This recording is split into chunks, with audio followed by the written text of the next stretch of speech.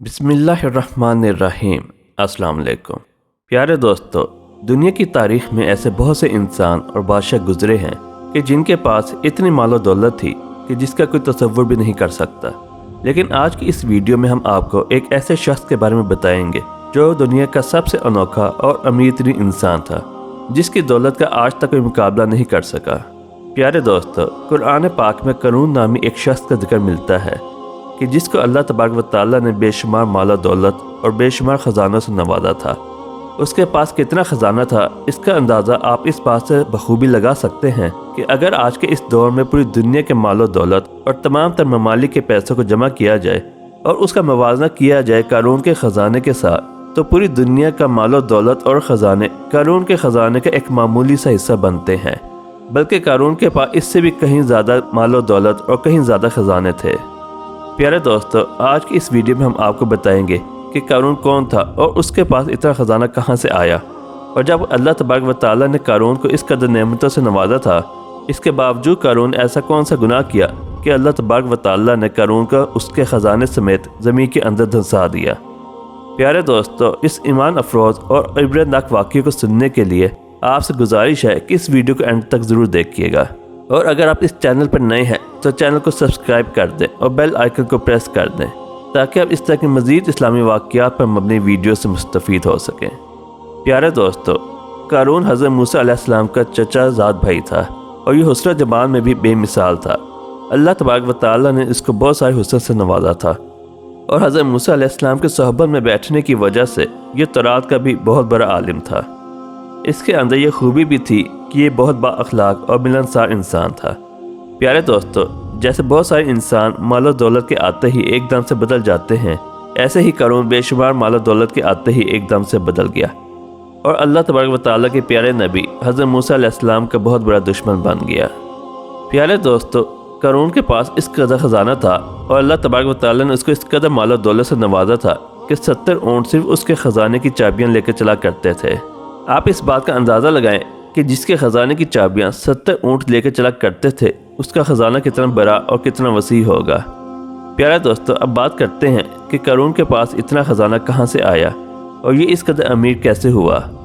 इसकी मुख्तलिफ रवायात मिलती हैं। एक रवायत के मुताबिक कारून हज़रत मूसा अलैहिस्सलाम के सोहबत में बैठा करता था और वहाँ से उसने इल्म कीमियाई हासिल किया, जिसकी मदद से ये लोहे और मिट्टी को सोना बनाने में कामयाब हो गया और इस तरह ये सोना बनाकर दुनिया के अमीर तरीन शख्स बन गया। और एक दूसरी रवायत के मुताबिक कारून लोगों को सूद पर माल दिया करता था, जिसके बदले में ये लोगों से दुगना वसूल किया करता था। इस तरह आहिस्ता आहिस्ता वक्त यूं ही गुजरता गया और ये मिस्र की तारीख का अमीर तरीन शख्स बन गया। उधर जब अल्लाह तबारक व तआला ने हज़रत मूसा अलैहिस्सलाम की तरफ ज़कात का हुक्म नाज़िल फरमाया, तो हज़रत मूसा अलैहिस्सलाम ने कारून को ज़कात देने का कहा। पहले तो कारून ने हज़रत मूसा अलैहिस्सलाम के सामने इस बात का अहद कर लिया कि वो अपने माल का 1000वां हिस्सा ज़कात दिया करेगा, लेकिन जब कारून ने ज़कात का हिसाब लगाया तो ये उसके माल से एक बहुत बड़ी रकम बनती थी। ये देख कर कारून पे एकदम से लालच और कंजूसी का भूत सवार हो गया और उसने अल्लाह तबारक व तआला के हुक्म मानने से इनकार कर दिया। न सिर्फ खुद उसने ज़कात देने से इनकार किया, बल्कि बनी इसराइल के लोगों को भी बहकाने लगा और बनी इसराइल के लोगों को ये कहने लगा कि हज़रत मूसा अलैहिस्सलाम ज़कात के नाम पर तुम लोगों के माल पर कब्ज़ा करना चाहते हैं और तुम्हारा माल हथियाना चाहते हैं। इस तरह इस बदबख्त ने बनी इसराइल के लोगों को हज़रत मूसा अलैहिस्सलाम के ख़िलाफ़ भड़काना शुरू कर दिया।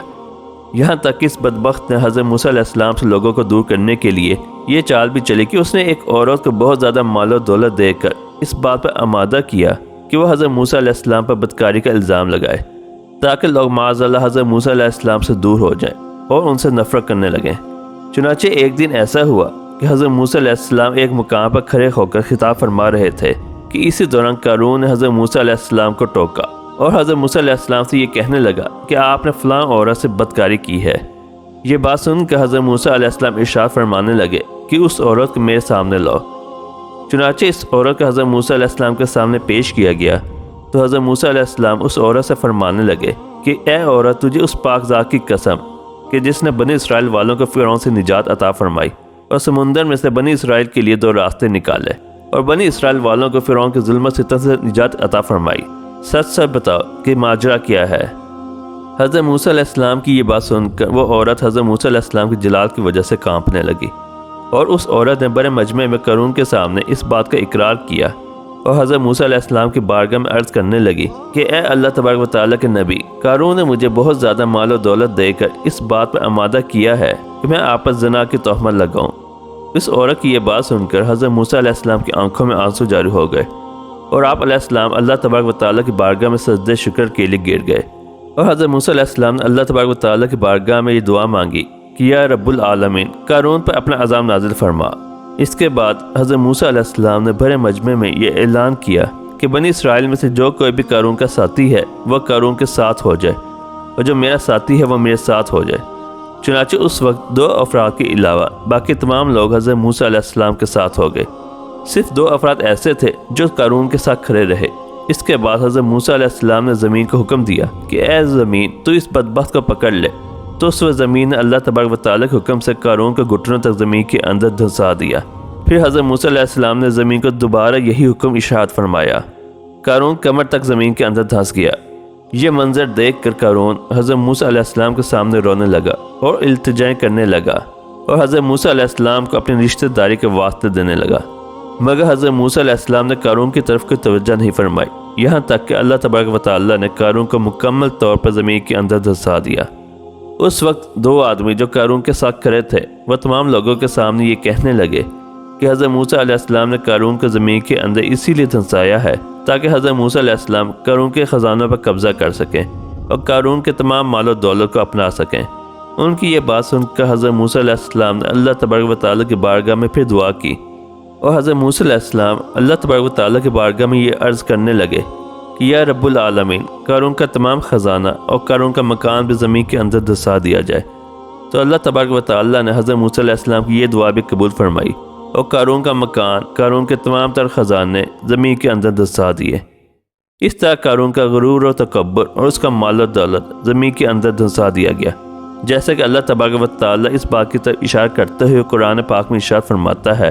اور جو لوگ بخل کرتے ہیں اس چیز میں جو انہیں اللہ تبارک و تعالیٰ نے اپنے فضل سے دی، ہرگز وہ اسے اپنے لیے اچھا نہ سمجھے بلکہ وہ ان کے لیے برا ہے۔ عنقریب وہ جس میں بخل کیا کرتے تھے وہ قیامت کے دن ان کے گلے کا توق ہوگا، اور اللہ ہی زمین و آسمان کے خزانوں کا وارث ہے، اور اللہ تبارک و تعالیٰ ہر بات سے خبردار ہے۔ پیارے دوستو، اس طرح وہ قارون جس کو اللہ تبارک و تعالیٰ نے ایمان کی نعمت اور خزانوں سے نوازا تھا، لیکن وہ مال و دولت کے غرور و تکبر میں آ کر اللہ تبارک و تعالیٰ کا نافرمان ہو گیا۔ پیارے دوستو، امید کرتا ہوں آپ کو آج کی ویڈیو پسند آئی ہوگی۔